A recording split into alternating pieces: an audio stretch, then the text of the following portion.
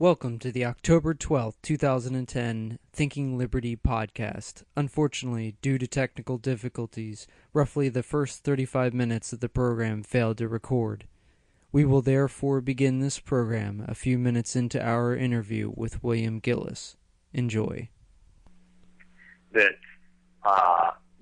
it's that commonality that oftentimes when it comes to the split,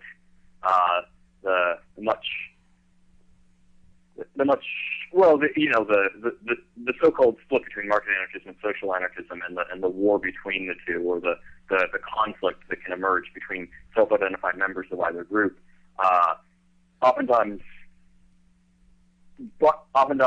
because there's so much coherency between social coherency between social anarchists, it's assumed that there's a lot of theoretical coherency and that they present a single unified theoretical front in the same sense that market anarchism presents a single unified theoretical front. But if you look even just at economics, which is the main contention, and it really isn't that big of a deal outside of, for the most part, with social anarchists, they just have this, there's sort of a lackadaisical sense of being forced to work as a wage slave sucks. There must be coercion going on. If they phrase it as coercion, it's horrible. This is oppression. Fuck it. Somebody is oppressing me. It's my boss. Down with bosses. And this is the sort of nebulous attitude that can propagate within a scene, within a milieu. That's not to say that there aren't social anarchists with very intricate and very well reasoned, even if I think they're ultimately wrong, analyses of certain economic structures the like, and these things oftentimes do get spread throughout, but there's very little coherence or sense that there should be coherence or even debate and discussion on those theoretical issues. Okay. Whereas if you go to the market anarchist side, you'll oftentimes get people who all quote, Rothbard, or we're all very familiar on the same thing. Yes. All right, so I want to jump in here. I don't know if you're down there, but it sounds like it's kind of an illusion that there's this big, social anarchist. This one monolithic body of social anarchism coming to destroy you. It's more of a community of people who, are generally more in contact with each other, and they have different ideas on stuff. So I guess that's kind of what you get into. It's hard to describe just how vast the social anarchist movement can be in comparison to, whereas the libertarian movement and other things along those lines have, there are meetups, there are even cafes, there are places that people can go, but it's not to the same extent on a worldwide level where people feel that, if you go to a certain city, you know the right neighborhood to be in, and that cops won't enter that neighborhood instead of Europe, instead of some places. And so that sense of commonality, of being part of a common army, actually does come to the bear, though, particularly in some of the conflicts that have emerged theoretically between social anarchism, or culturally, ultimately, between social anarchism and market anarchism.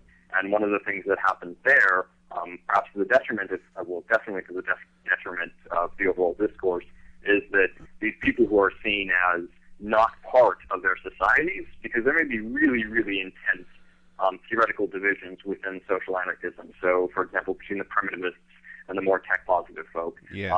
There may be splits over identity politics. There may be splits over insurrectionism and how should certain tactics be used. What certain forms of association, if mutualism, if building co-ops is the best way. These sort of things become really intense, and they can polarize communities quite strongly. But at the end of the day, they're still in contact with one another. Still see one another at least on a weekly basis at certain common collective meetings or activist meetings and the like. So when they see fresh faces from completely on the outside who don't share their same cultural norms and the like, there oftentimes is a very regrettable tendency to be extremely abrasive in retaliation, because the banner that unites them, the one thing that they sort of cling on to, is their camaraderie, and for somebody else to claim that banner who has never paid the price of admission into their circle of friends is very threatening. And I think that's reasonable socially, even if it does, unfortunately, to great, it causes a lot of problems in terms of the discourse, and it helps, create this sense that there is this divide, this very strong divide between two camps, and it helps promote the idea that social anarchists, it helps promote the idea that market anarchists, that social anarchists are all, generic, essentially commies, but with like wishy-washy ideas on like, well, I guess the state shouldn't exist, and weird economics like that aren't really thought through. Well, probably for the most part they aren't, but they can be quite varied.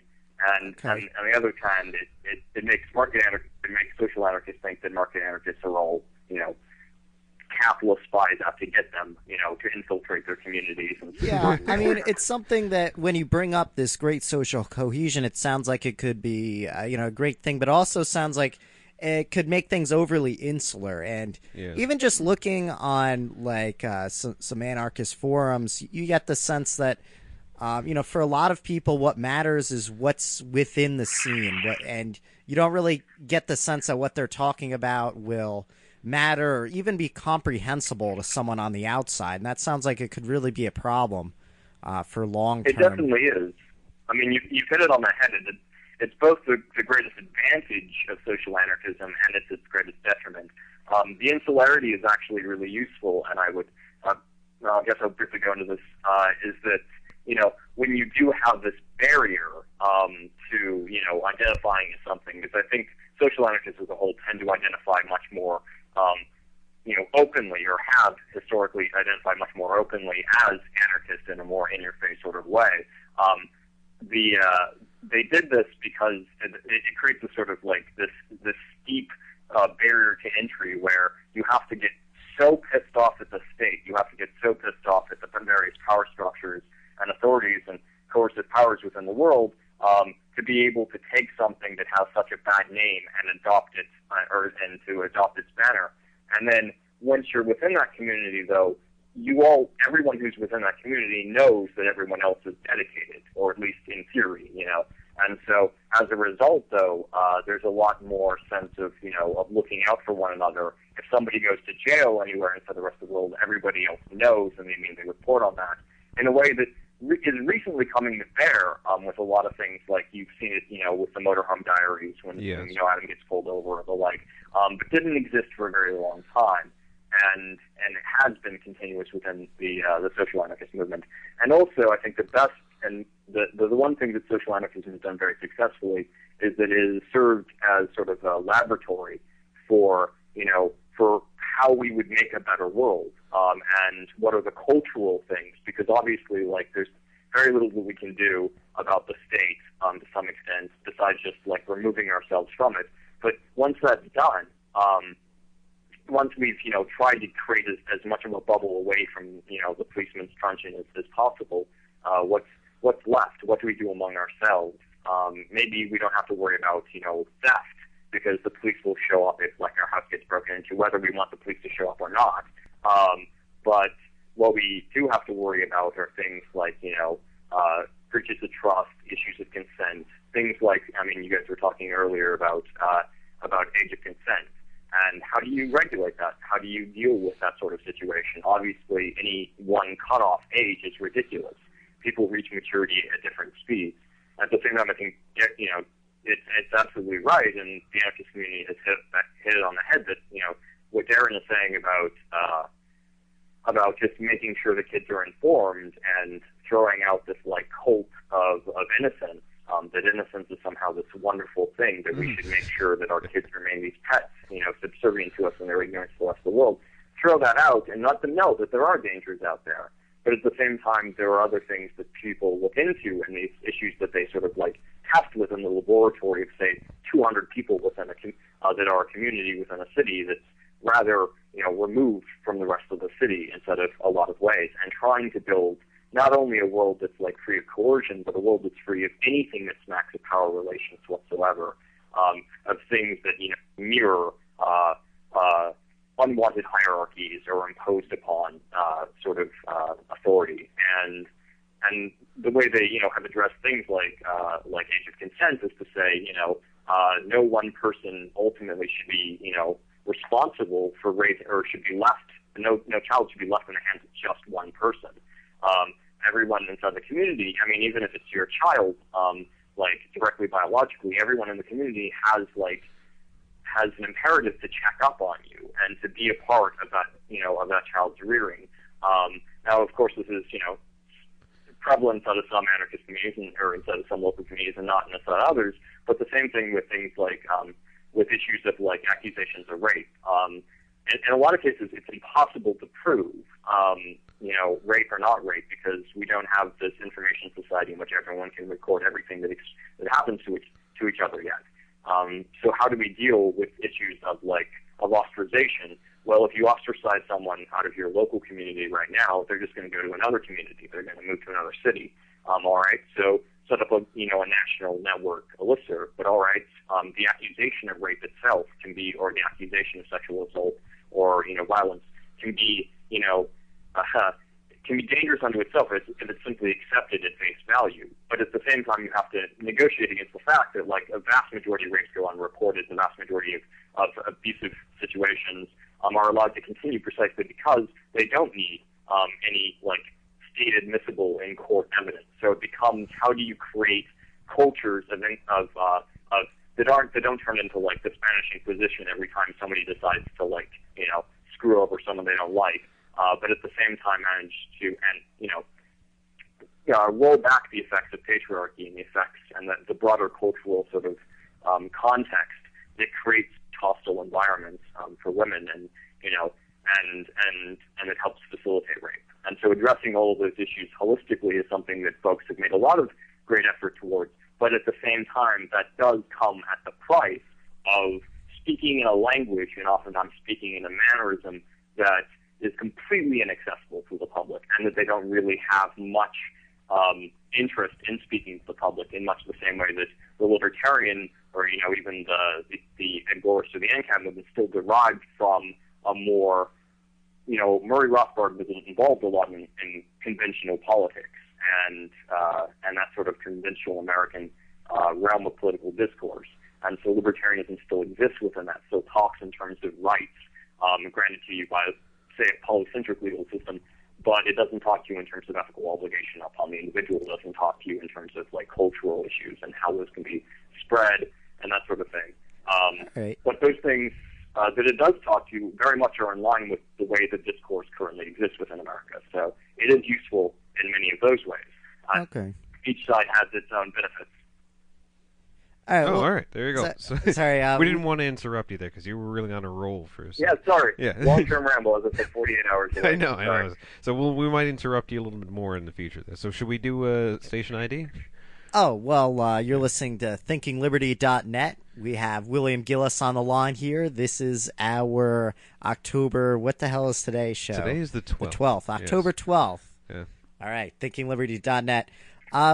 William, you're talking about how there are areas, especially in European cities, where the cops have kind of been kicked out. How does that work, and how can I do that? You can't kick cops out. Well, I mean, that's one of the issues.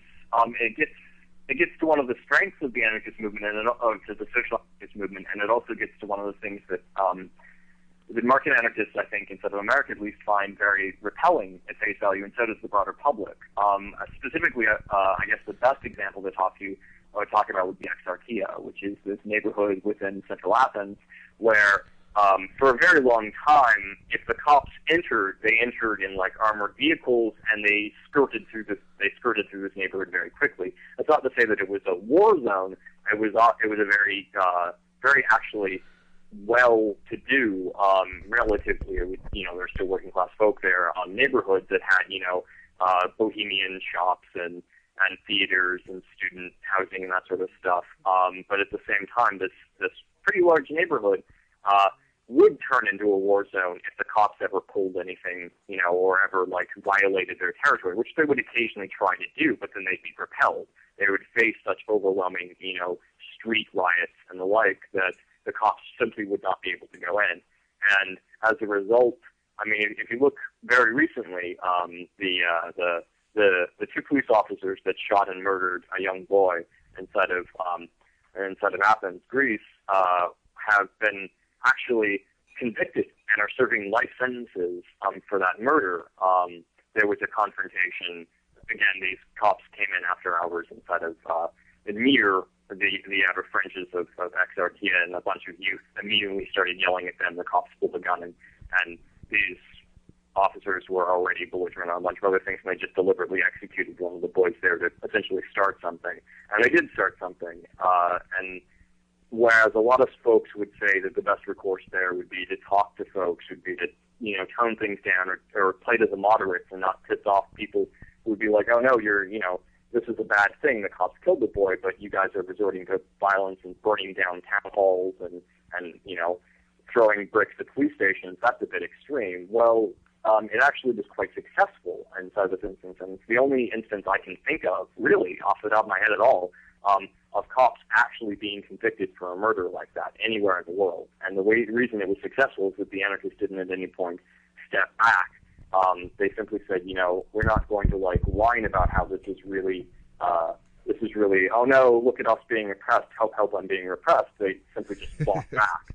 And because they had the community and because they had the networks in order to do that, they were initially able to be somewhat successful.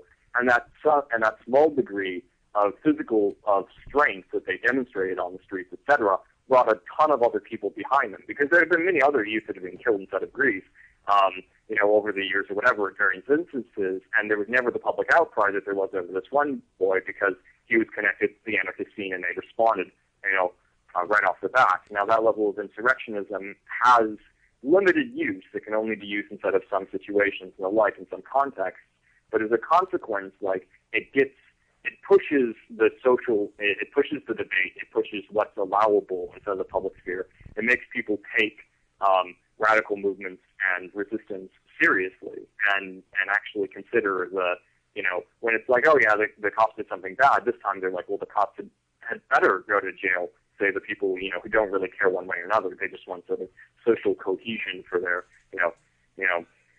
settled, established bureaucratic lifestyles or whatever. What they really want is just to keep the peace. And when there's the recognition that there will be retaliation against the state for any acts of violence like that, that creates this permissive environment where more members of the public who would normally be a little outraged feel that they can become even more outraged, and then they join. And so it actually seriously constrains the state and the police state and their forces.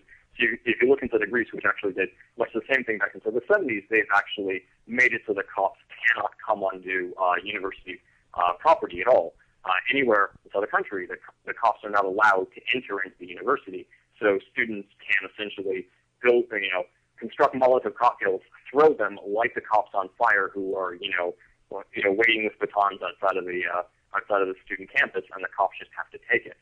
And that's the sort of situation that the public thinks inside of Greece, as a consequence of this broad-based, campaigning again and again and again, fighting back and building support within the community and all that sort of stuff, has created a situation in which, the broader public actually thinks that's just normal and acceptable for the most part.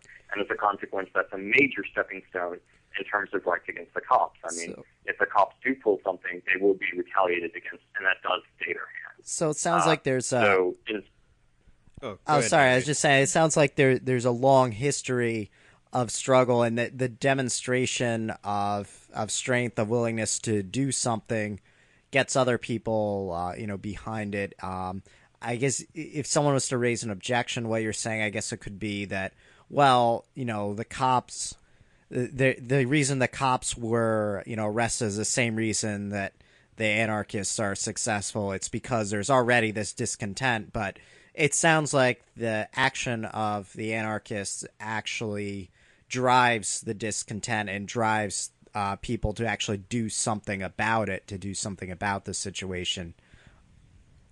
Yeah, it's interesting. Every time I hear from somebody who has been raised inside of an actual police state, a full-fledged, what's legitimately called a police state, behind the Iron Curtain and the Cold War and the like, every time that they talk about modern American society and the like, or first world upper tier Northern Europe and the like, they always say that the number one thing you have to do is resist, and that it's really the gumption behind resistance that will lead to more resistance and actually success. And and that's the advice that I hear, and it's the advice that actually works in practice. When you look at the few instances of the state actually saying, hey, oh shit, we'll take a step back. Now, of course, that's limited. It's an ongoing battle. It never ends. If you look at the community centers inside of any country inside of Europe, they're always under attack.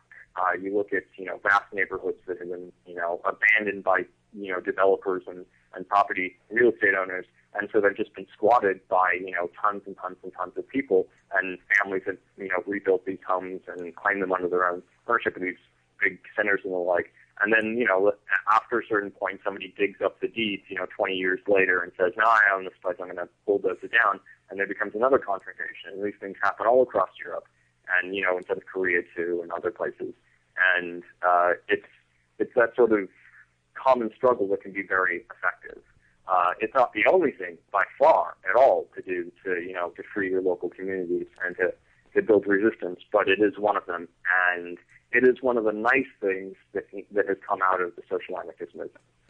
Okay, cool. So you mentioned community centers. I kind of want to hear more about that. How do people actually set these things up, and what role do they play? And also, just in general, while you're on that topic, what are some things that our listeners in the Anglophone regions could be doing? Regions could be doing to just to create more freedom in our lives and our communities. Well, I think part of the thing that I agree with the social anarchist movement on is that there's only so far that you can get freedom, and I disagree with Charles Johnson on this, I think, a little bit, and that there's only so much freedom that we can reclaim inside of our own lives in this current, state of things, and I think there's only going to be so much for the rest of our lives.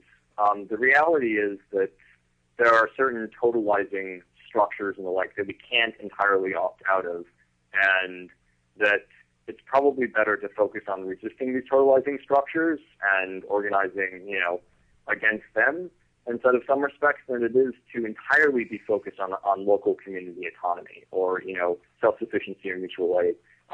Ultimately, things like copyright law or IP, we can do things like torrent and other things around, but ultimately they have to be aggressive. They have to be proactive against the rest of the system. They can't just be passive because the state is not, a passive, entity itself. It's going to actively try to suppress dissent. So you asked about community centers, and I've actually been involved in at least a couple info shops, and the Jack Pine Community Center, which is set up inside of Minneapolis, St. Paul. It's actually in South Minneapolis.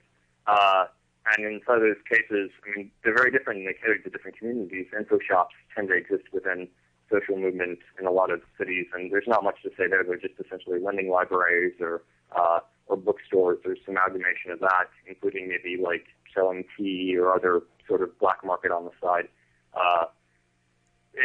Small, almost lemonade stand, catering or whatever at the spaces that they have, and maybe they have ping pong tables, maybe they have bike repair, maybe they, for the most part, they provide a space for different communities, for different community organizations and activists and the like to come into the space and to have classes or to organize or to hold the wobbly union meeting and say this is how we're going to fight back against the bosses of Jimmy John's, or there's various, uses that they can be applied to, but it's hard to have these things without already having that community. It's hard you can't just set up a community center without a community. They just sort of arise as a result. And so the most important thing in terms of building community is to find actions, is to find things that people care about, and to get involved and to see one another on a regular basis and to, reach out again and again and again. And I think that's,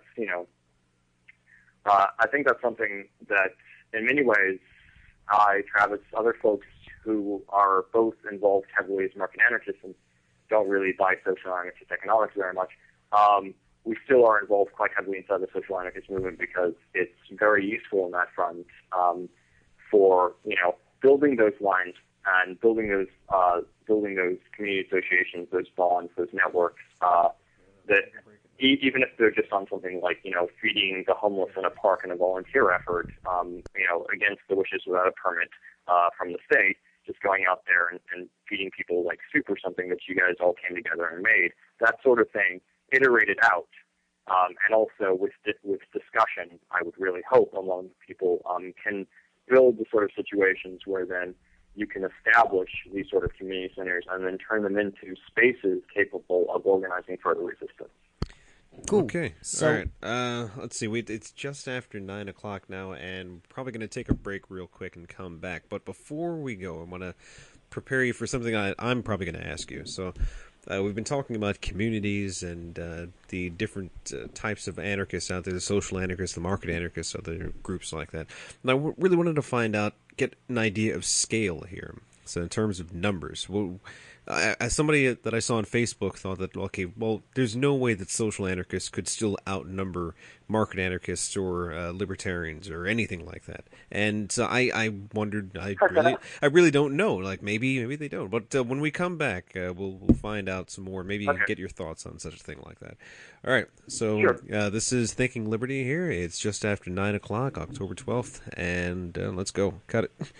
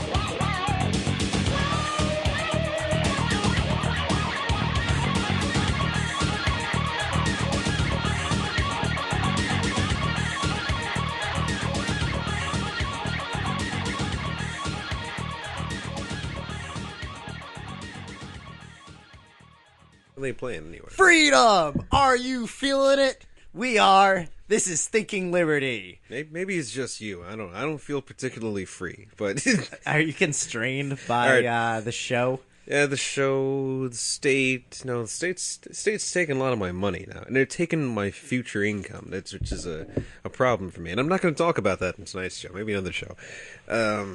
Well, Yes. as long as you're a free individual and you're engaged in conflict with people who are trying to make you more unfree. Yeah. All right. And I will continue with the conflict in a surreptitious way. So before we went on break, we should probably remind people who's on, because in case you're listening to the podcast, you might not have gotten the first part of it. So we have our guest William Gillis on the air. William, say hi. Hi. There you How go. you guys doing? That's good. All That's right. good. Now, before we went on break, I asked really about an idea of Well, scale, hold on an a idea of numbers for anarchists. But wait, somebody has to say something. Say something. Oh, I just want to bring in, for our listeners, it's our October 12th show. And Tennyson was gas. But before we get onto that, we didn't really get a chance to introduce Will. Like, who are you? And Yes. why would we think that you should be on our show? It's like, People who care are about- you? Yeah.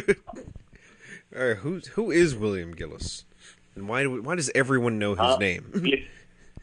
The eternal question, right?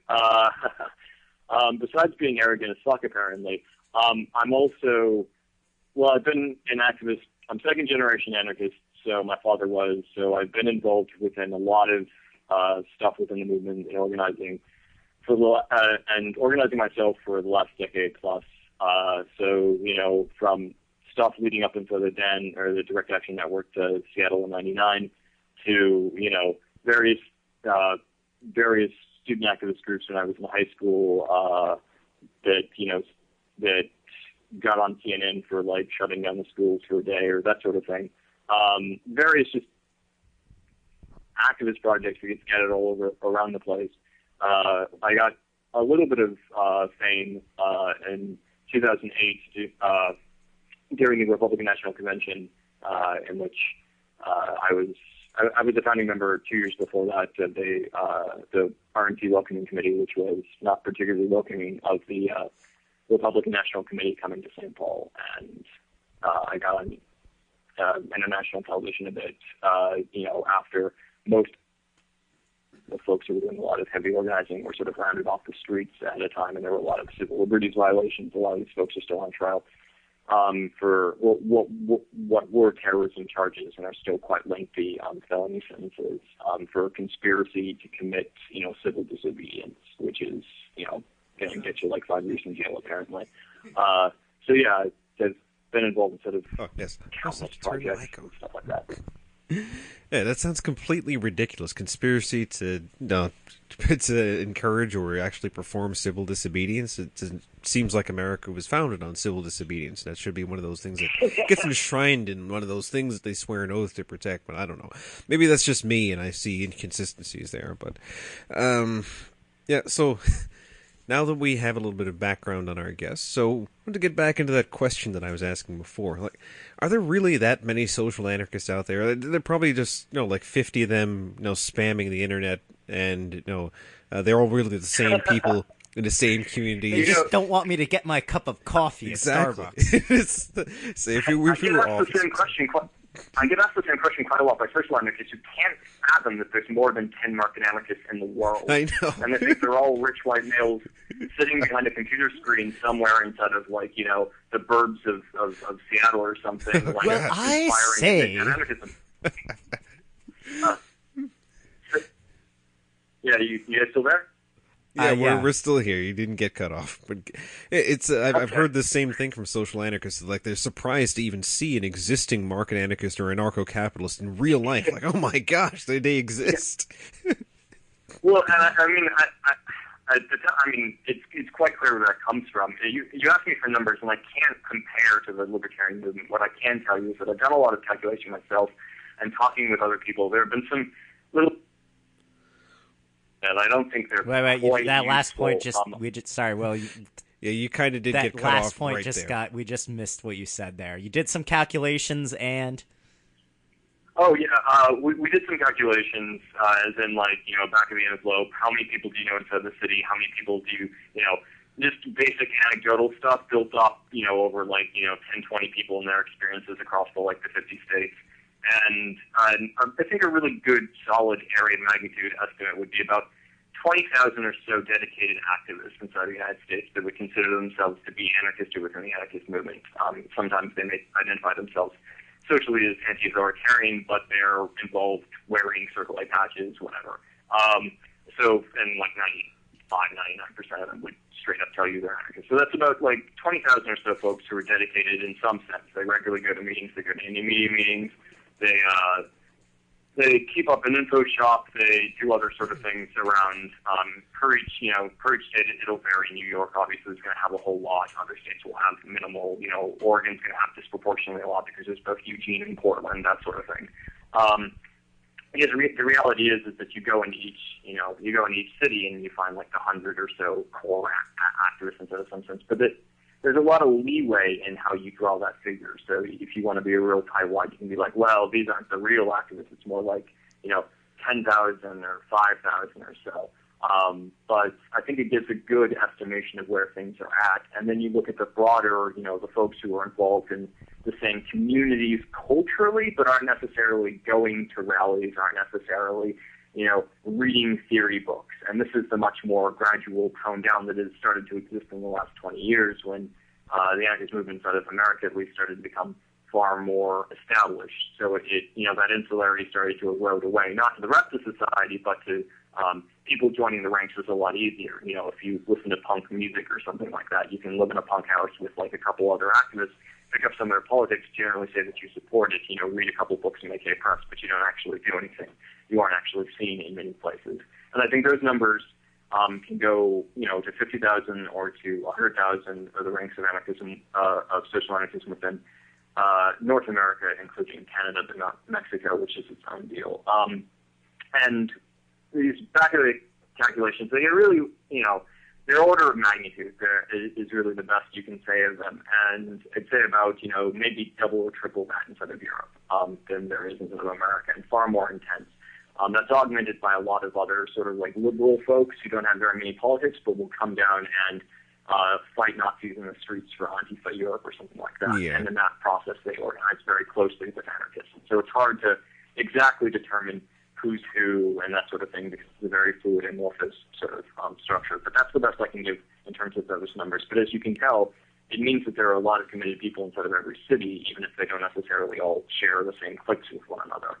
And that creates an environment that I think is very different and gives them the impression that if the libertarian movement is the folks who show up at I guess they assume the Tea Partiers or the Ron Pauls or the like, and they tend to look at those folks and they're like, well, you're not committed that much, one, and two, the really hardcore ones among you are really small in number and, go to meetups of, not that many people and you've never organized before, so why should we take you seriously? And I think that's unfair, intensely unfair. They obviously don't know anything about market anarchism and they don't know anything about the like, but the only place they ever come in contact with it and the only place they ever see it in strength is where exactly it would be for an intellectual discourse for a theory movement online. Right. And there's no shame in that. But it does read a little bit negatively. And they tend to assume that, if there's only 1,000 folks on Stephen Molyneux's, I don't know how many he actually has on his forums, but they see that number and they're like, well, a lot of these kids are internet atheist champions who are just there to fight a little battle and then move away, and they tend to be a lot more dismissive. But of course, there are many different ways in which you can be dismissive of the contributions of the various numbers that I mentioned with regards to social anarchists. So. All right. Well, this is it's actually very good information to know here because people that I know who are really just getting into it, they have this something I'm going to call a new believer zealous feeling to them. All of a sudden they become born again anarchists here, and They think that, well, no, it's really got to go out and do some stuff, and they feel like, well, if everybody's already, kind of convinced, the community of market anarchists out there is already huge, we could possibly take on the state, we could create our own, alternate society already, and I think it's a little premature for a lot of them, and I'm trying to convince them that, no, there really are other anarchists out there, that the market anarchist school isn't not only the dominant, it's just, it's not, It's I there. actually sort of like the fact that there's a bit of a divide between. I mean, I really do think that there should be a lot more intermingling, a lot of hybridization Me between too. market anarchism. I don't think either side has got any number of things correct ultimately by themselves. Well, I think the market anarchists have most of the economics correct, but and I think the social anarchists have most of the cultural and interpersonal stuff down pat. But that sort of discourse between a lot of them and the broader philosophical and theory issues that would unify that stuff, that needs to be worked out, that needs to be engaged with. And people just need to build those connections and the like. Unfortunately, there's always going to be a very zealous, reactionary segment, and it's hard because they're always going to be there until the hybridization is complete. And on the other hand, though, there is some use to that split, because if one side gets completely, if one side just decides that voting in Ron Paul is the best thing ever, or the other side decides, hey, we should just all ally with the Communist Party. I mean, neither of those things are going to happen, but if some bad strand of thought, if some super zealousness about veganism, which is particularly strong in the social anarchist movement, Yes. Comes to the point where it completely destroys their capacity to ever be effective social change. The other group's still fighting, so there is some redundancy there. Whether or not it's all that positive, maybe they should just have enough discussion that the dumb things fall out. But in case they do corrupt one side, there is always the other. So. All right. So there's backups and different autonomous groups that are out there. I guess there's no single command for the state to being a co-opt. market anarchist. The language that I would use is the language of competition. So having this many different entities in the market, quote unquote, competing against each other, showing different models and like little laboratories of social experimentation. I think people will be able to see, pick and choose, and whatever it is they feel like doing, and that'll be great. So. Just interesting stuff, but something. Go ahead. The critical component there is that there actually is the capacity to pick and choose. I mean, if nobody's in contact with one another, then some folks are going to have to reinvent the wheel by themselves, and some other people, they'll have created something and it'll go to complete waste. So it's a mix of both. It's definitely a problem. All right, go ahead. I was just saying, what do you think is really the best way for social anarchists and market anarchists to kind of integrate, maybe work together, learn from each other? Should we be doing that? I guess would be the benefit? Would be the point? How would we even do that? Just your thoughts on that. I think that's a really, really long discussion, or a long number of steps that would have to be taken.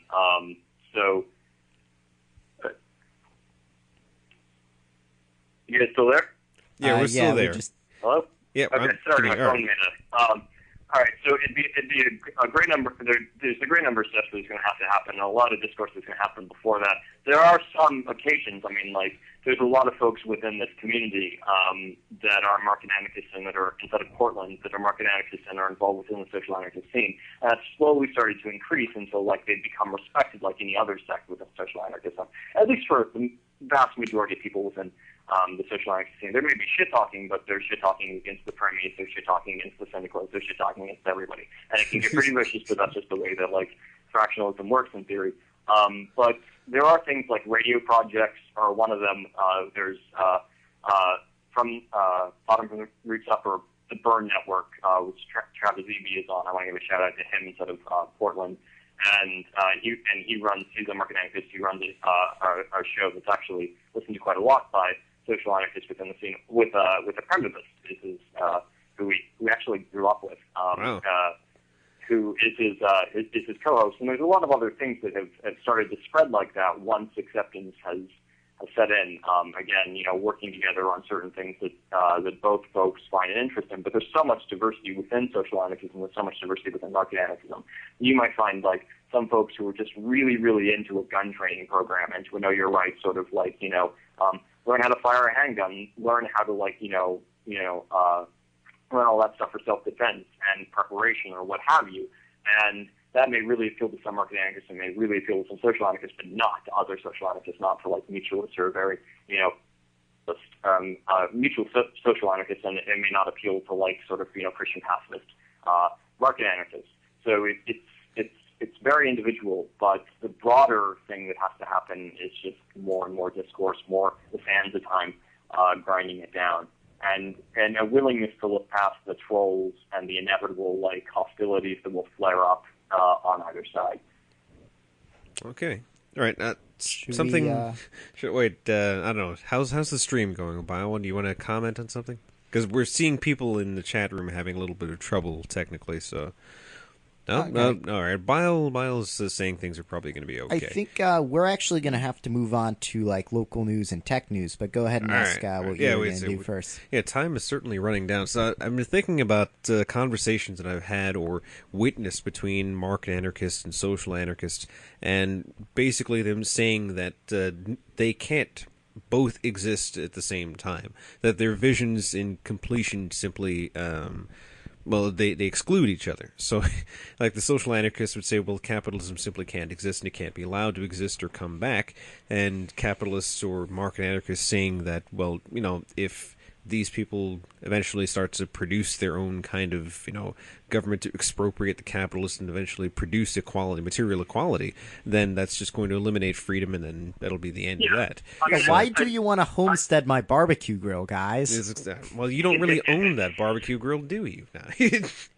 Without a doubt, there are definitely strands of both market anarchism and social anarchism that I think are completely irreconcilable with one another. They will not work in practice. The Paraconists, those who would, and the folks who would, essentially are communists and just want to expropriate directly, don't want to have any, discussion over the stuff, that can't function in conjunction with market anarchism. And there are certain market anarchists who are so stuck into deontological sort of rights-based structures that they cannot comprehend the idea of broad social norms that can be destructive and that can be necessary to retaliate, to say certain, quasi-threats, perhaps within a legalistic standpoint, that tie into patriarchy with more explicit violence or more explicit threats of violence. They may see that as totalitarian.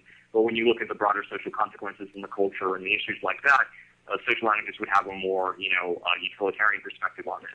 And I think there is middle ground. I think there's a lot of ways that they can come together on that, but I definitely think that there are standpoints or positions that have been carved out that I don't think the majority of either social anarchists or market anarchists agree to at all, in my experience.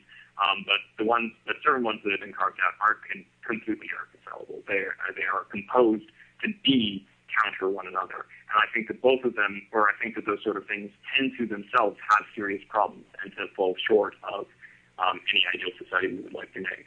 Anyway. Okay. All right, so I think we're going to move on here. This is a good talk we're having with William Gillis on thinkingliberty.net about market anarchism and social anarchism. We're going to talk a little bit more with Will here. Now, you were involved in the Twin Cities scene for a while, involved in activism there, so you kind of have a little more perspective on the recent FBI raids there, targeting what are called anti-war activists than maybe our average blog post or news story is going to have. So you mentioned during the break that you wouldn't mind kind of sharing some of these perspectives. I think that'd be very informative. So what do you got for us? I'll try to be short. It's a very interesting situation because it comes to bear like the enemy of my enemy sort of situation. And what do you do how do you behave as an ally to someone who you really, really, really wouldn't treat as an ally or as a deep, trusted ally in other situations? And that gets back to the Promise Keepers and the raids that we saw there. You guys were talking about earlier, maybe it's not going to be on the podcast, but the issue of like pulling a child out and labeling the Promise Keepers as an organization, as a reason, or implying that it was a reason to abduct a child. But in the instance of the Twin Cities, the organization that was targeted, and I think there's a lot of doublespeak that's necessary for media outreach to broad, folks who aren't tapped into sort of radical interest in politics. But the group that was targeted was was the Freedom Road Socialist Organization. Could you say that again? Branch of it, like the Freedom Road Socialist Organization. There's two branches of it. There's two branches of that name. It's like the People's Liberation Front of Judea and the Popular Liberation Front of Judea, et cetera, et cetera, et cetera.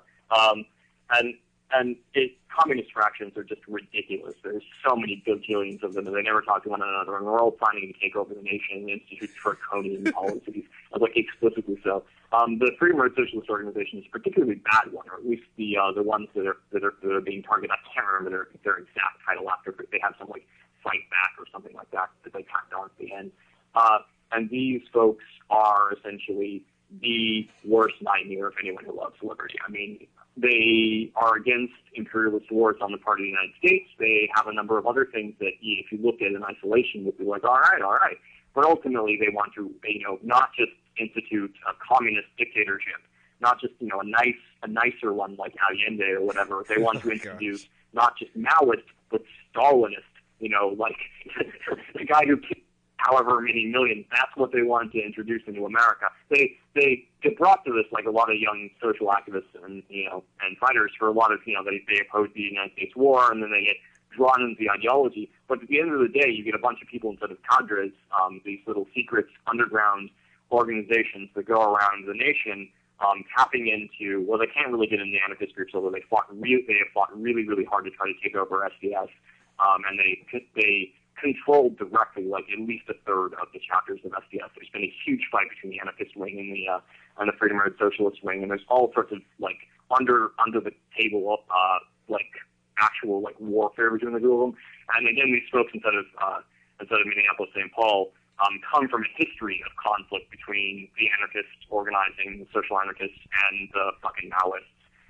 And these folks were members. A lot of them are still in direct lineage of the co-op wars that happened out of southern Minneapolis. I think in the 70s, late 70s. I'm not entirely sure on the date.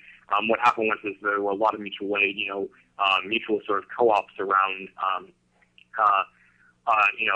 grocery store co-ops, that sort of thing, all around. There were like 20, 30 of them, maybe even 50 or something, all around Minneapolis, and they were seeing great success. And so there was like the socialists tried to like get their spies to like infiltrate the groups and like become members, get into the inner circle, but there weren't really inner circles because they were anarchists, but then try to grab the keys and then, lock the anarchists out of the buildings and seize them for themselves. And it was literally like street fighting with like shotguns and baseball bats, and pretty much destroyed all the co-ops there. There's like 3 or 4 that still remain. So there's no love lost between the anarchists and the Maoists on this. And we know the other person's the enemy, and I've heard many folks talk about how like these fuzzy, they look like little liberal mothers, just out to, protest the war, and they're ready to like kill all the anarchists they know come in the revolution.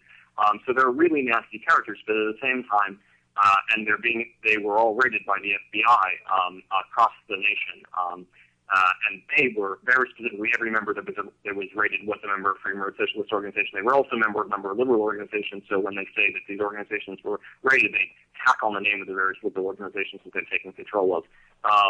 So the Anti-War Coalition, that sort of thing. Now, that's not to say that these folks don't actually accomplish good things occasionally, because sometimes the enemy of my enemy is, useful. And in a lot of instances, they've been useful in providing, prisoner support to people arrested on the streets of the RNC.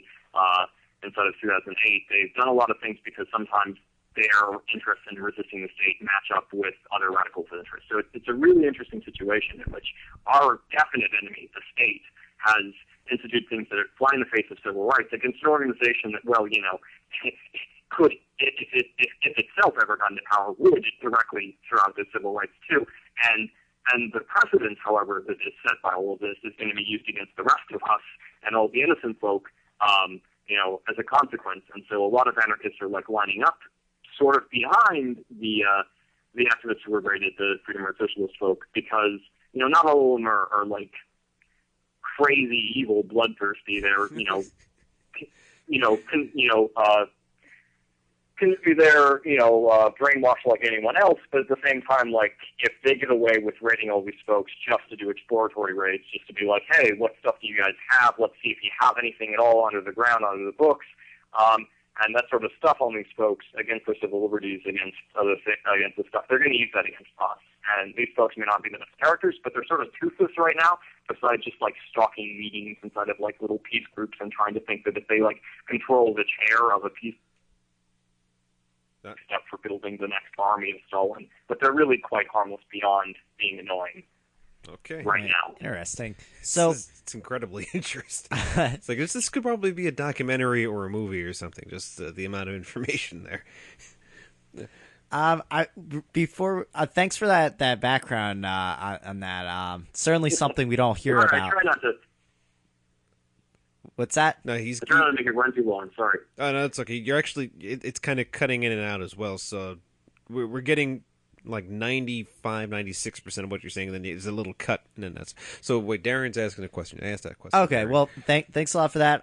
Before we move on into tech news, perhaps, I want to say that there are some questions in the chat room I want to get into, and perhaps when we're done with tech news, maybe in like 10 minutes, then Jackie Boy should call in about Oktoberfest. Oktober. And we'll talk about that. But William, while we have you on the line, maybe you could field some of these questions. Someone in the chat room says, "I don't get social anarchists. They're against. They say smash the state, but then they're against Starbucks that employs people from IWW, which is a union they support." And also try asking them. Try asking social anarchists what happens to your house when you go on vacation. So let's get our sleep-deprived social anarchist on the line here to field those questions for us. Okay. Well, I'm not going to make many defenses for the economic theories of social anarchists because I'm not that down with theirs. I mean, they have a very lackadaisical attitude in terms of like what they think functions, what they think is practical in terms of economics for the crisis and the obstacles that they see directly in front of them. And they correctly identify a lot of the stuff. They identify the WTO is hugely bad. I mean, it doesn't increase free trade at all. Free trade would mean that Zapatista would be able to walk across the border. That's not free trade when international corporations get, access. And so they take that out in I think, a broader sense and a broader analysis of who their enemy is upon Starbucks and the like. And I'm not going to really cry any crocodile tears for any broken Starbucks windows because that doesn't really hurt anyone. And, I've worked at jobs as much as anyone else, and honestly, when there was graffiti at my workplace, I was always a little bit happier that, breaking the monotony, I could clean that up and sort of sympathize with the person who was attacking my boss, and it's better than the other sure. But these attacks are usually embedded within broader sort of strategies that involve alienating a large number of folk and winning over allies of folk who are already hostile instead of nebulous ways, and then see action, and action alone is enough to inspire them. So I'm not gonna say that they're all that well reasoned, but there is reasoning, and it oftentimes is really deep and in depth. I would point folks towards Peter Gelulu's How Nonviolence Protects the State as sort of a primer on some of the more violent direct actions that are targeted, and they do get targeted against corporations, but Starbucks is a product of the state. It wouldn't exist without the state. There's a lot of, sorry, my voice is going, there's a lot of, it's hard to see everyone's complicit in everything else, and I think the social anarchists definitely tend to be like, well, they're all complicit, like, who cares? It's, whatever you can do to make a difference. It's with regards to, like, as you said, homesteading and, like, what happens when you leave your house. Well, there's this deep fear that has been expressed to me many, many times of folks who say, look, Will, you make a lot of great points. We lose every argument we have with you, but at the end of the day, we're terrified. We're absolutely terrified without the concept of appropriation, without the concept of, like, of capitalist appropriation and sort of the traditionalist Marxist, and so they'll have a very different take on it, or slightly different take on it. They'll say, without that, as a sturdy theoretical or rhetorical, really is what it is, bedrock, like, how can I say that my employer is a total douche? Why is it unfair that, like, all employers are douches? Surely you're not going to, and you're not going to, justify that. And it's a lot longer conversation to be like, well, okay, 10% unemployment, which creates unfair conditions, which then allows, bosses to make unfair demands, and then, the state brutalizing everyone else creates a culture of submission to authority, all these other broad-based things. It's easier for them to just be like, look, the bosses are stealing my surplus labor. Somebody is stealing surplus labor. Instead of there being theft, let's all just communally pot stuff together, and then that'll just work somehow. It's easy for them to take their stances because those rhetorical stances, which they incorrectly identify as theory or substantive theory, are very useful at identifying problems inside of their own lives. And they're correct. The bosses do fucking suck. They're usually complicit with the state. They're usually all sorts of evil. There's all sorts of different things that they correctly identify as enemies. It's just that the actual processes by which, those things enact negative, stuff in their everyday lives are very diffuse and very complex and dynamic. And complexity doesn't really lend itself towards, like, God damn it, I hate these people. Let's organize against them. And so it's not such a useful activist tool, and so folks tend to be very frightened of actual discourse on the subject, which is incredibly unfortunate. Okay. What other questions did we? Sorry, I've tried you guys for. No, that's good. What other questions did we gather from the chat room there? They're going to talk right into the mic here.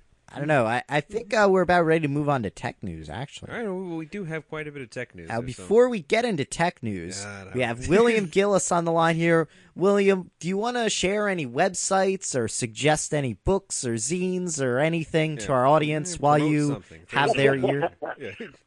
I appreciate it. Both of my blogs are sort of on the decline. I've been working on other projects for the last years or so. And so there's Human Iterations, and there's Invisible Molotov, which you can simply do a Google search. Both of those are on WordPress. But yeah, as I was said, if you want to get into sort of how marketing or how social anarchists think, I would suggest Peter Gesler's How Nonviolence Protects the State, and realize that you're reading something that's written to a completely different culture. That's a really good introductory textbook. And then pretty much anything that. Whatever. Just read that book. I'll make the list short. Thanks for having me on, you guys. What's the book that you say the name again? Peter Gesler's How Nonviolence Protects the State. How Nonviolence Protects the State. Who's the author? Peter Gesler. I know that book's online. I don't know if it's on libertyactivism.info or not, but you can find a copy of that online. So, right, so you don't even have to pay for it. Yeah. We should give that to Bosco then. All right. So, Willem, would you like to stay on the line while we do tech news? Sure. I can. Yeah, sure.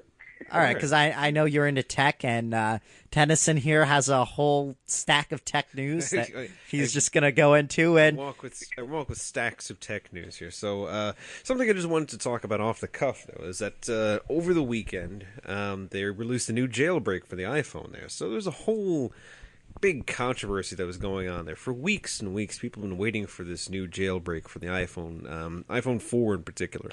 But Apple released a new version of their operating system for their iPad, iPhone, their iDevices, their iOS, called iOS 4.1. And people have been waiting for a way to jailbreak this thing so they have full read-write access to their devices, which Apple prevents them from having. And so weeks had gone by. Somebody said, no, Green Poison, a group from the Chronic Dev team, said they were going to release Green Poison, a new tool for cracking or jailbreaking your iPhone. And so people were waiting for Green Poison to come out. And then finally, the ETA was announced. It said, yes, it's going to come on 10/10/10 at 10:10 in the morning. And so people were waiting. Okay. And just the night before, on the 9th, apparently another developer who had quit in a huff like a long time ago had come back very quickly and released his own jailbreak at the same time, and with a whole new thing, something that he'd promised from a long time ago. This is a guy named GeoHot. You might have even seen him on CNN. His name is George Hotz, and he's a real egomaniac, but that's neither here nor there. So he releases this thing, and the people who were waiting for Green Poison and waiting to release Green Poison, a tested, tried piece of software, got upstaged very quickly. And so people were wondering what exactly is going to happen now. People are going to use GeoHot's jailbreak, or people are going to use this Green Poison, and the people behind Green Poison decided, well, we're not going to release our particular form of jailbreak. We're going to just do a responsible thing and work with GeoHot's Lime Rain, which is what he called his. Right, and why was that more responsible than anything else? Well, there's a technical reason why they didn't want to do it, because both methods. Well, there was two methods. Yeah, GeoHot they're had both one. boot ROM exploits there. Yeah, there's two different exploits. If they release them at the same time, Apple's more easily able to patch both of them in one release. This way, it's less likely that Apple will know which one, or that the second one, they might not address it by the time they address the first one, and so that people will be able to jailbreak further into the future. Exactly right. So the idea is that, no, you'll be able to jailbreak with one, Apple will patch it, you'll be able to jailbreak with the other one rather than having your option of jailbreaking either one right now and Apple patching both of them, and then you'll have nothing. Again, just like this last situation with 4.1. So what does that mean for you, the consumer? Well, for you, the consumer, it means that right now, if you have a Windows computer and you have an iOS device, you probably can jailbreak your device. So... What does that mean? Good. Well, exactly what I mentioned before. It gives you full read-write access to the file system on your iOS device. So you can, read all of the files that Apple will keep on there away from you. You can find out what exactly the information that's on your phone. You could write different files to your phone, put on unauthorized programs or things that Apple may not want you to put on. Or you may be able to do tethering, which is something that I'm going to be doing when I jailbreak my phone. So I'll be able to tether my phone to my computer so I don't have to bother trying to get a Wi-Fi signal anymore. But these are just things that people like to do while they jailbreak. And, of course, the Supreme Court has recently declared that jailbreaking is not illegal. It's not against the DMCA. So, maybe people can do it. It's going to be against Apple's EULA, but it's, whatever. People are going to do it anyway. So that was one thing in tech news. So, all right. We also have a question. Why not just buy an Android, Linux computer, and Android phone, and leave all this drama behind? Because a jailbroken iPhone beats pretty much any Android phone that I got. So, that you have. Yeah, well, that I've ever seen or anyone else may have seen. So maybe, I don't know, you have some Android phone that you think is all right. I would say that the best Android phones are more featureful than though there are certain applications that don't yet exist for Android, like Netflix and such, but they're on their way. Yeah, some things are on their way. But there's some interesting. There's a lot more competition in the hardware, obviously. Yeah, and there's hardware some doesn't make an experience. That's the thing. Well, Apple does. That's their whole shtick. That's Apple's thing. And that's what you're advocating, right? Right, and that's why people have chosen the iPhone and other iOS devices over the competition. But together through all of the different carriers and all the different handsets, sometimes giving out multiples at once, Android has done pretty well for themselves. Well, so, they're the fastest growing exactly. mobile OS, and with a quite nice vector. Right. They've got there's rumors that Sony might actually, under the PlayStation banner, might work with Android, and I guess they are putting out a PlayStation Android phone, but there are people who are theorizing that perhaps they'll go even further with that, which would be interesting. It's a nice platform, and Gingerbread is rumored to be, the SDK is rumored to be released next week, and that's Android 3. Google's going to be adding new features to the marketplace. They're going to be a whole redo of the graphical interface, the default one, that is.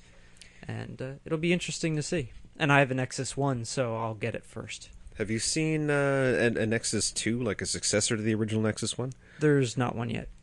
I saw stuff from the G2, which was... The G2 looks like a nice phone. It's got a decent graphics processor, slightly underclocked main processor. I've seen people disappointed with the G2. But, all right, so anything else? Will, feel free to jump in on any of this tech news here. We got you on the line, so... Yeah, well, I mean, it's great and all. I just don't have anything to add, so... Okay. Why don't we get into one more tech news item, then we'll leave some time open for Jack and some other chit-chat we'll get up to. So something else that I found was over at Ray Kurzweil's site. So Kurzweil AI, so that's AI.net. So KurzweilAI.net. .net. Yeah, .net. Like ThinkingLiberty.net. ThinkingLiberty.net? Okay, so something that I found, interesting little link here. I was just captivated by the title of the article here. It says, Skylifter airship could carry 150-ton buildings. So imagining a floating platform, it's going to be an aerostat, has lighter-than-air material inside, whether it's vacuum, but it's probably not vacuum, but a lighter-than-air material. Filling this gigantic thing and doing it in such a way that it can actually lift 150 tons. So it was just pretty incredible. It's an Australian company. They're called Skylifter. They designed a heavy-lifting vertical ascent and descent aircraft and will operate as a practical flying crane. Now, I'm just thinking of that Arrested Development where they were showing Rita's designs for, like, Sea Britain and, like, Air Britain, where there's, like, helicopters holding up a town or something. What's the application for a thing like this? I never saw any of that show, so I can't comment on that. But application, I would think first, personally, because I'm kind of crazy like that, I would like my own flying castle. So maybe not a castle, but my own little fortress that I can fly around in the air with. And it stays up pretty long, and if you're not going to carry 150 tons, you're going to carry maybe 5 tons of stuff with you, then you could probably stay up there for a good amount of time. Also, it's got solar power, it's got some hydrogen deal on it too, so that was other things. People are the Australians who developed this thing. They're promoting it as a potential place for refueling, and airplanes could probably take off and land from there, as well as helicopters. Another base in the sky that you could actually do things on. So fun stuff to look at, like a floating island. Interesting, but the company doesn't have a very good name. What, Skylifter? Yeah, it's pretty lame. It's pretty. It cuts right to the quick. It tells you exactly what they're trying to do. There's that song, I forget. It's on one of those Laugh or Funny or Die or one of those type of websites, and it's this guy singing, and it's a comedian talking about how he really likes businesses that are named after the things that they do. Yeah. So like haircuts and Chinese food and yes. Drugs. Yeah. Pizza Hut. It's like in Repo Man, how they have all the different things. They have like a can that just says beer on it, and they have a can that says food, because it's a can of food. Such a good movie. You mean the recent one with no. taking the organs? I mean with like Emilio Estevez. Oh, okay, it's been a while. And Aliens. Oh, yeah. Yeah, the other Repo Man was a very good movie as well. I don't know about very good, but it was good enough. I haven't seen it. You should watch that one. I mean, it's the idea of bodily autonomy. Like, do you actually own these things that are inside you? But what if you got them from some evil corporation that expects you to pay back the money that they that they forwarded in order to give you the organs? So they actually rip organs out of people when they haven't been able to make their payments. And so And I think once an organ integrates itself with your body, that it's part of you. Yeah. And if somebody doesn't pay for that, you can harm their credit rating or ostracize them. But they do all those things. They say that they get to a certain point, like if you haven't made a payment within this amount of time, or if you do make a payment, you have to consistently make payments over this amount of time, and if you don't make a payment within, say, like 45 days or so, they will send out hunters after you. And they start with, threatening letters, they start with, reminders and phone calls and things, then it gets a little escalated. Then there's people outside in the streets scanning you, seeing if you have any expired or overdue organs, and then they'll come after you. They will find you in your home. They'll just find a way to incapacitate you and then cut you open and take the organ back. Now, this was in the recent healthcare bill? It could be. I didn't read it. Okay, so that's about it for tech news. Will, thanks for being on the phone with us for so long, and maybe you should go get some sleep or something. Yeah, maybe you could take a rest. Yeah. It's a good time to do it. I'll try. All right, man. All right, thanks a lot. Guys. Yeah. As Will Gillis. And just joining us, we have Jack from Alt Expo. Oh. He's on the line. Jack, what's going on? Hey, how you guys doing tonight? I'm doing good. How you feeling? Oh, awesome. Good. Last time I saw you were sick, I think, so. Well, that didn't last forever, I guess. Let's hope not. Now, keep in mind, we missed some of the beginning of this recording of this night's episode. Some of the beginning of this night's episode didn't record, and apparently it made me stupid, too. But we're going to go a little bit later than 10, so Jack, you don't have to rush here, but what's on your mind?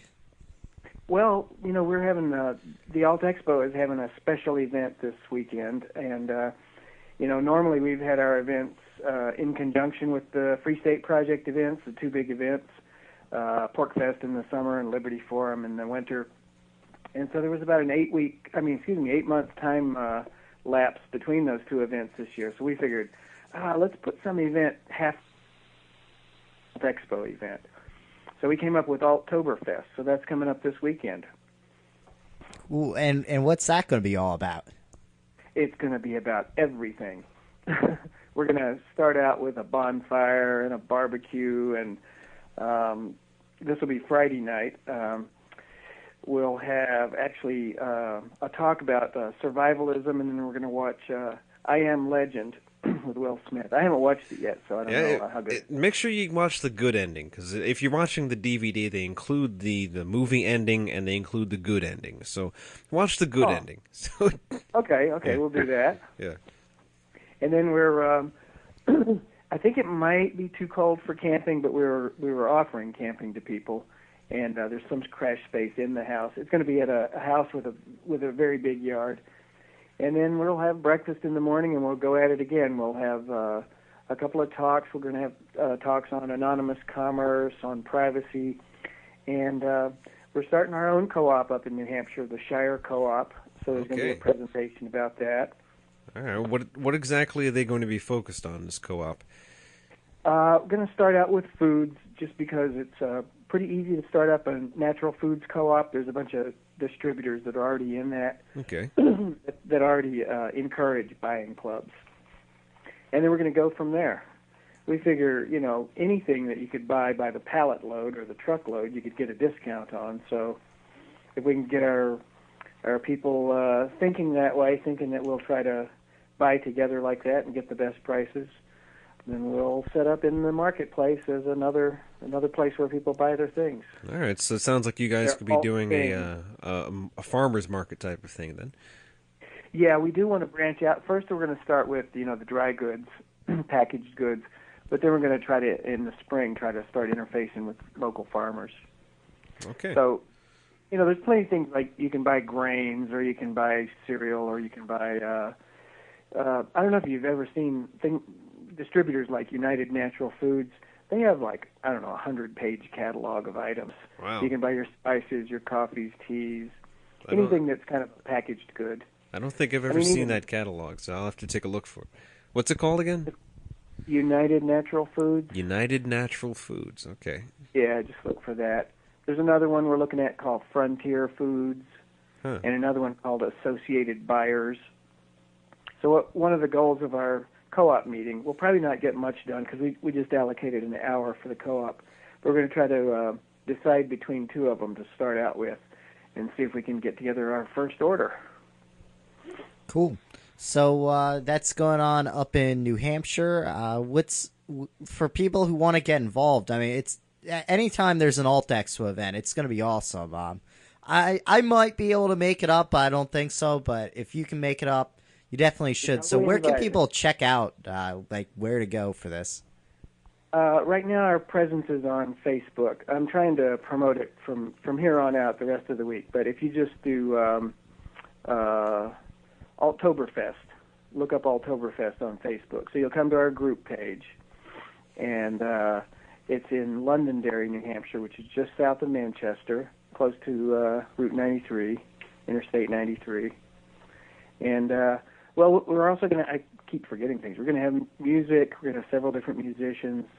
It'll be a big time.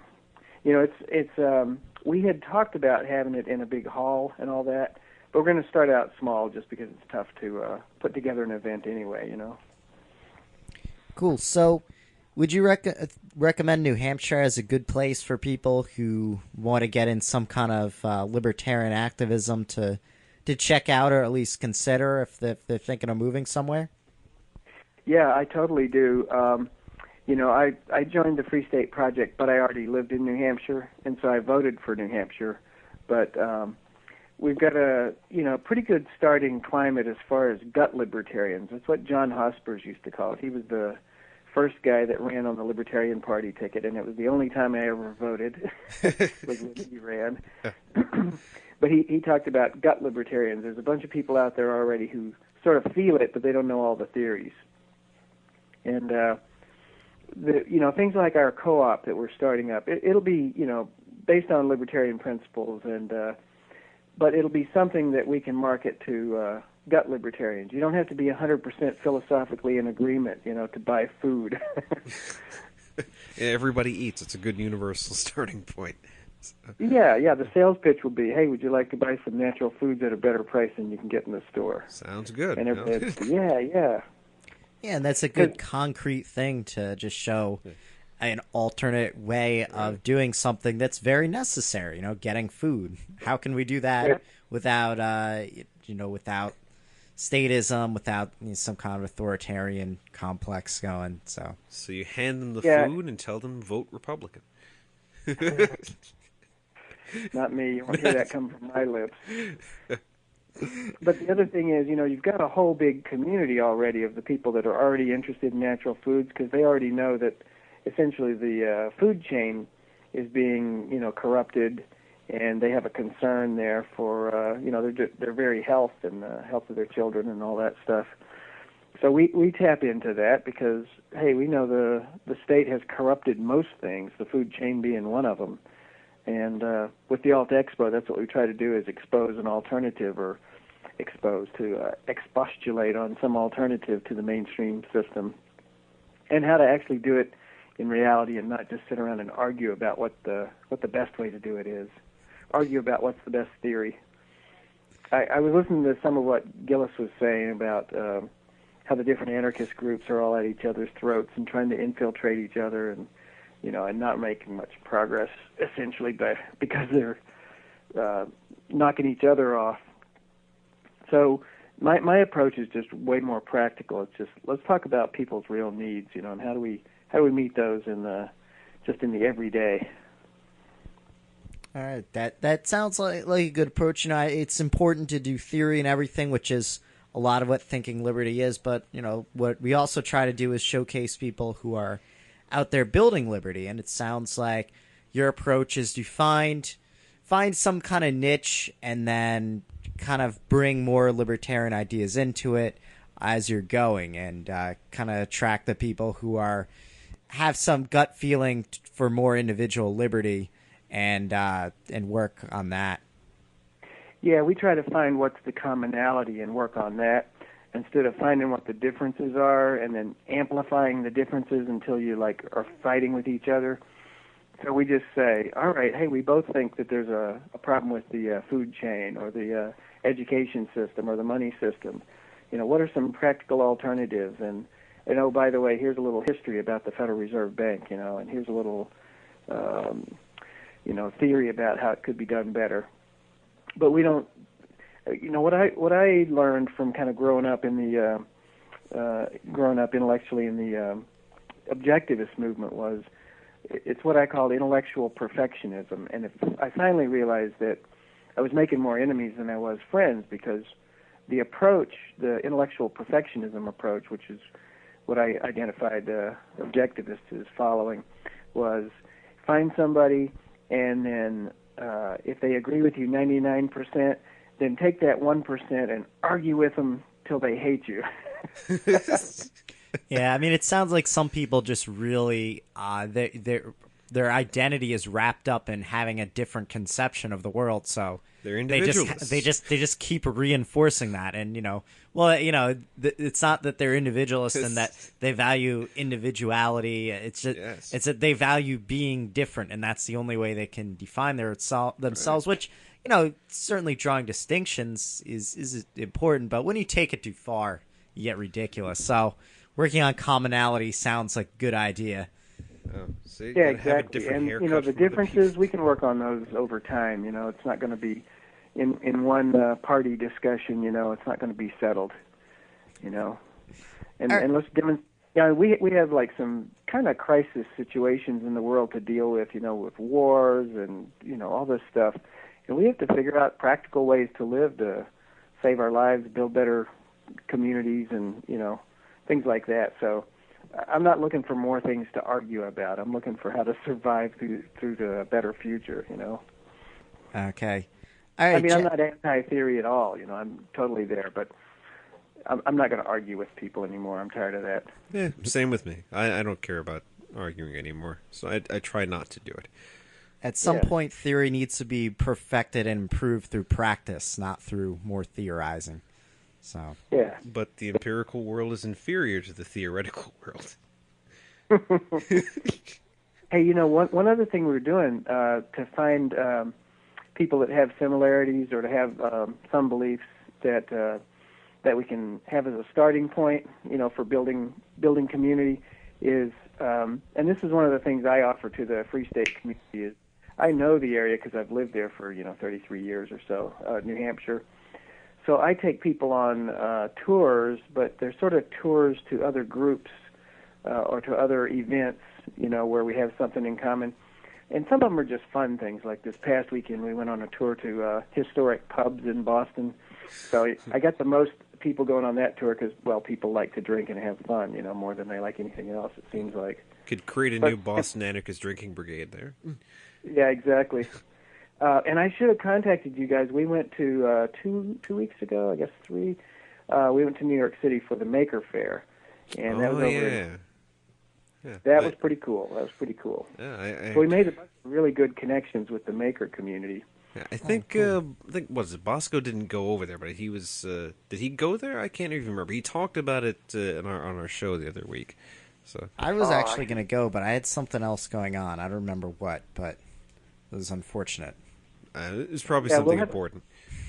Probably something important I can't remember.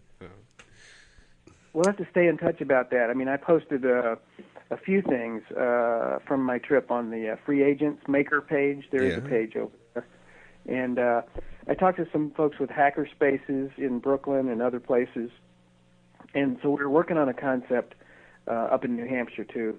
We've been calling it an industrial co-op, but we're going to kind of like repackage that as more of a hackerspace, only hackerspace to actually build mechanical things or hack on cars and trucks as well as electronics and computer stuff.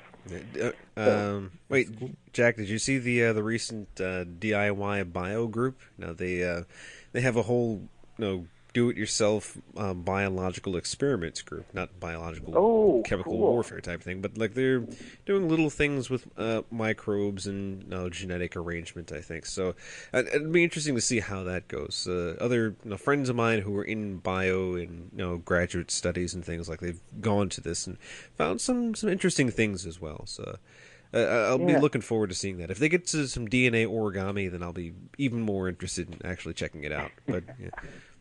Well, there's a site called hackerspaces.org, which is a big wiki where you can find all the different hackerspaces. You can find the one nearest you. So all right. Maybe there's one near you. There's one in Brooklyn, and they had a party over there at after the Saturday Maker Faire. Yeah. But I got a piece of literature on it, but I didn't read it till the next day, so I missed the whole thing. Okay. Well, where in Brooklyn was it anyway? It was at the Science Center, which is at Corona Park, the site of the 64 World's Fair. Yeah. That's Science, near Queens, isn't it? Science Hall or something. It's in Queens, yeah. All right, cool. So, Jack, anything else you want to share with our audience while you got the phone? Everybody's invited to come up to Altoberfest. Look it up on Facebook. All right. It's going to be a big time, and so much going on. I can't remember it all right now, but you guys are doing a great job with the show here. Thank you, Jack. So, appreciate you having me on. Keep at it. I mean, don't forget real life. Get out there and meet people in other groups and be friends to them, and learn what your common grounds are and work on those. That's what I try to do. All right. Absolutely. Good advice. All right. Thanks a lot, Jack. Since we've gone over our regular 10 o'clock time, but I think we're making up a little bit of time at the end of the show. So what are we going to do? Another... I want to hear about Comic-Con. Comic-Con? I wasn't able to go, but... oh, gosh. See, I went to Comic-Con this weekend, even though I did have work on at least, 2 of the days at Comic-Con. So after work on Friday, I rushed over to the Javits Center just to see what was going on at Comic-Con. And I was surprised to see just how busy it was, even on Friday, the day that they're just doing setups and pre-registration, things like that.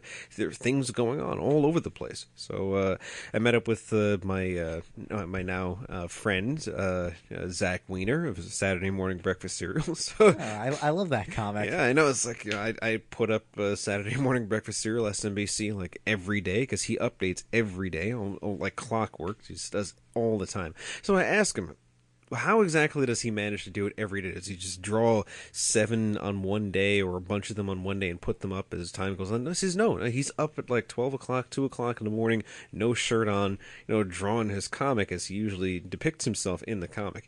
And Kelly, his wife, because they did get married, yeah, she's also very sweet, very nice. She's going for her PhD, and from the videos, you wouldn't even notice that she's actually like really good looking. She's very attractive. So is Zach, which is kind of unusual. He's pretty like a girl, and I finally was like, why does he look like that? But I didn't say that to him. Yeah, We'll have to send him the podcast. yeah, we'll send him the podcast. But so I talked to him. He and the rest of the SMBC crew, so there was James Ashby, there was JP Nickel, there was that girl I can never remember the name of because she's only been in like 2 skits for SMBC Theater. They had a whole little thing at Comic-Con around 2:15 on Saturday. The place was so packed on Saturday that you couldn't get from one section to the other without taking like a half hour to do it. It was completely insane. You couldn't walk anywhere if you went anywhere near the booth there. And I forgot what room they were in, which turned out to be 1A15. And I got there too late, and it was so packed down there that they were turning people away at the door. That it was just too many people inside the SMBC Theater presentation. So what I did was I went next door to the next presentation, which turned out to be interesting. Comics for teens and things, and whether they can get that into teen libraries and get it into schools and have it assigned and stuff like that, which is fun. But also, Are they comics about how cool it is to stay in school and not do drugs? yeah, there's no winners don't do drugs. No, it's exactly what it's exactly what they taught you. And from the side of the wall in that room, you could actually hear a little bit of what was going on in the SMBC room. It was just cracking up in laughter all the time, and you'd hear it just bleed through the walls. It was too bad. So I had to talk to them after the thing. It was fun meeting JP Nickel, and I told him like people were being turned away. There was like a dozen people who got turned away because there was just too many people in that room. Nobody could get out of that room or into that room anymore. So they said, well, maybe if you were a better fan, you would have got there earlier, jerk. But yeah, I couldn't get there any earlier because that's just how it is.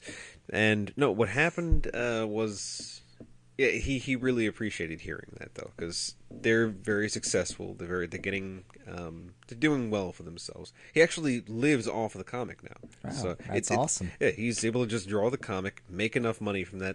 SMBC Theater does cost money though, so they do that to put enough money into the SMBC Theater, produce 3 skits to go down there, fly down. They're based in California, by the way, and just knock it out. I told them that election season is coming up, and you can imagine how many parodies they could possibly be doing with the election season stuff, and so they're going to do it. And immediately, the comic that he puts up has to do with the politics. So it's like I think we had a good time there. So. That's cool. I like the one you post about was it the public relations person for the guy who like took a dump on the table or something? It's just so typical of all politics and politicians, like the terrible things that they do, and they get their public relations people to try and spin this back for them, in any way they can, look responsible, and to say, okay, we regret these things that have gone on in the past, and we shall declare them to the past, and so we will move forward into a bright, cooperative future where none of this happens anymore. And any questions? You, okay. And then we'll take a question. And then once the question has been taken, we can move forward from this. And exactly how politicians and politics end up being spun all over the place, no matter how badly they do or what it is they do, that's what's going to happen. That reminds me of a tweet I saw from Glenn Greenwald. He says, did this guy forget that he's supposed to be moving forward or looking forward, not backward? And it was about someone trying to get restitution for being tortured by the U.S. after he was wrongfully accused and therefore guilty of terrorism. That's ridiculous. Boy. The SMBC comic that I really loved recently, it actually relates to what we were talking about earlier in the podcast, which might not have recorded, but is about like childhood innocence and how children should be informed of things so they can make informed, responsible decisions. Basically, these two kids, they're looking at a magazine, and it's obviously like some kind of porn. Yeah. And this kid goes to his mom, and there's no words in it. It's just a text balloon with like baby and a question mark. And the woman's response is stork. So then the next panel is the kid like sweating and like a horrified expression on his face as he imagines a giant stork having sex with his mother. It was awesome. It's just so many funny things that are on this one. So there's one that I'm looking for that got posted pretty recently, and he says that he wishes, even though he doesn't care for laws being passed, he wishes that there was a law that was passed that politicians would all start their speeches with, well, from my historical lack of understanding of history, science, and ethics, I believe that every sentence that politicians say must begin with that. My demonstrated lack of understanding of history, science, and ethics. All of them must start with that. So what else did you end up doing at Comic-Con besides braving giant crowds? Gosh. Looking at interesting costumed people there, because people really go all out with their costumes. They've ruined the cosplay things. They've really ruined their Halloween surprise now. So I know exactly how they're going to dress for Halloween. I got some good pictures of them, some which I will show you off the air, because there was some interesting things there. So not that they could be shown on the air. Yes, exactly. This is picture radio here. Yes, this is picture radio. It's the future. We have picture phones. We have picture radio. It should call it Pikachu. We should just make this into a television show. It's like, how much more outrageous would that be? That would be a pretty crazy television show. We would have to have Ryan here. He would be the face of our television show. Yeah, it would just start with like the beard and like Ryan with wide eyes.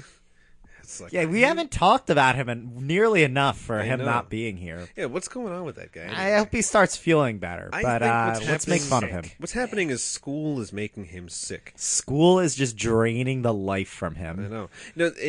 Up in New York, there's this school that got closed down because there's a really bad smell, and people were getting actually sick from it. So the students and the staff had to leave the school. They evacuated the school and went to another school for, must have been weeks.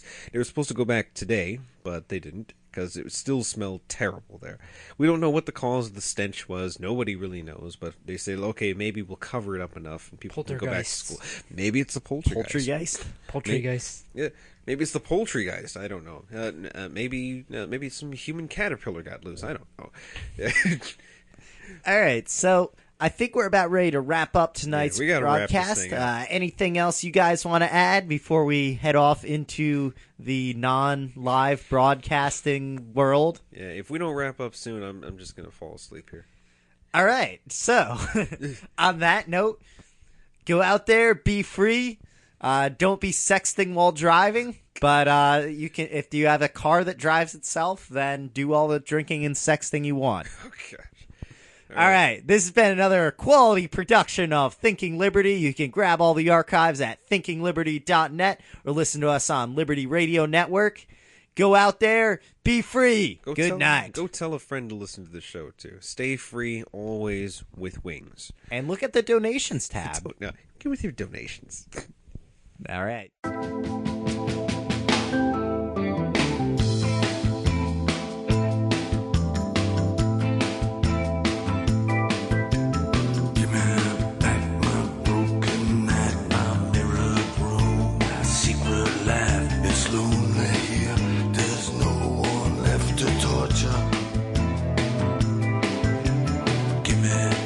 Absolute control over every living soul in life.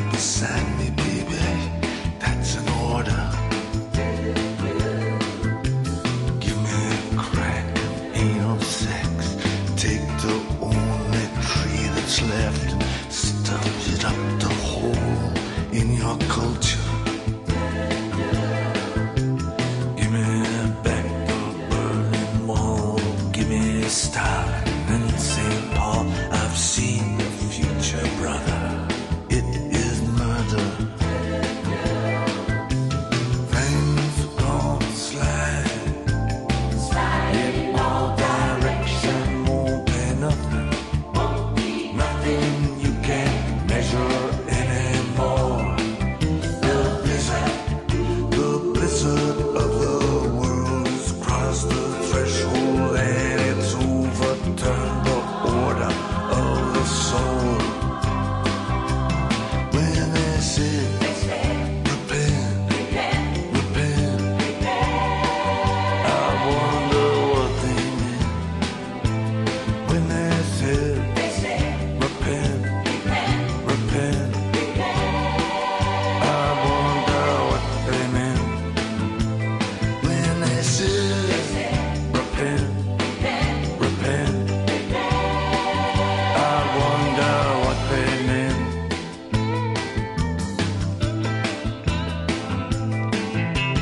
Give me that Berlin Wall.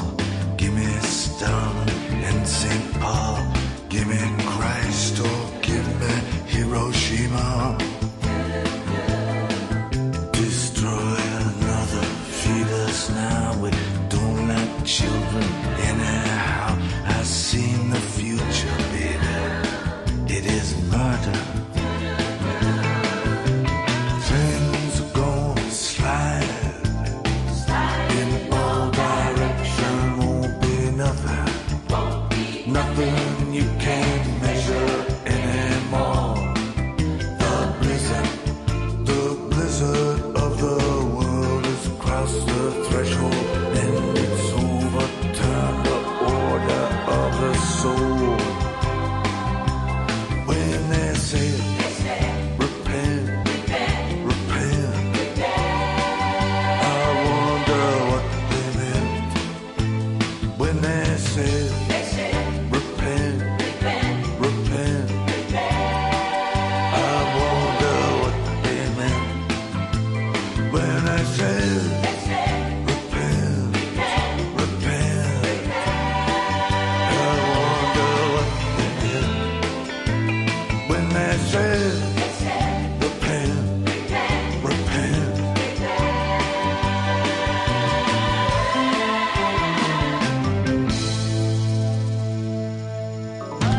Wait. Time. Cut. It's a fucking joke, right?